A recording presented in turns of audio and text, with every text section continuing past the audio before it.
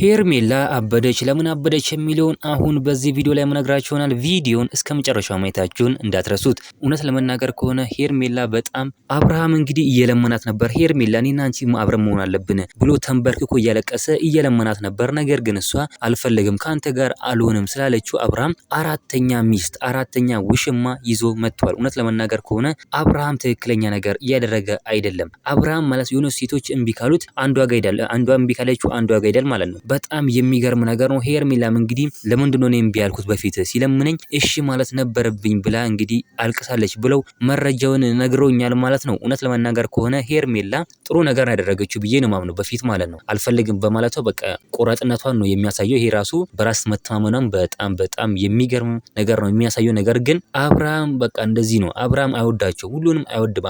አብርሃም እንግዲህ ሩታ ነበር የሚወደው። ነገር ግን እሱ አሁን ላይ በቃ እሷ ላይ ለመጫወት ሩታ ላይ ለማሰቃየት ነው የፈለገው ማለት ነው። አብርሃም ደግሞ እኛ ደግሞ እንደዚህ እንዲሆን አንፈልግም። ሩታ እንድትሰቃይብን አንፈልግም። ሩተኛ እንቁ እኛ ጀግና የልዑሌ እናት ተከብራና እንድትኖር ነው እኛ የምንፈልገው እንጂ እንደዚህ እንዲሆን እኛ አንፈልግም ማለት ነው። በጣም የሚገርም ነገር ነው። አብርሃም እንግዲህ እያደረገ ያለው ሄርሜላም ይሄን ነገር ስትሰማ እንዲህ ነው ሌላ የሚደረበው ብላ በጣም ተናዳለች። እኔን አይወደኝም ለዛ ነው እስከዛሬም የተጫወተብኝ አውቆ ነው የሚለምነኝ ስትልም ተናግራለች። እውነቷ ነው ያለችው። እናንተ ምን ትላላችሁ? ሀሳብ አስተያየታችሁን ኮሜንት ላይ ማስቀመጥ እንዳረሱ፣ ቪዲዮ ላይክ፣ ቻናሉ ሰብስክራይብ ማድረግ እንዳረሱ። በሌላ ቪዲዮ እስከምንገናኝ በያላችሁበት የዓለም ዳርቻ ሰላማችሁ ብዝት ይበልልኝ። ደህና ሁኑልኝ።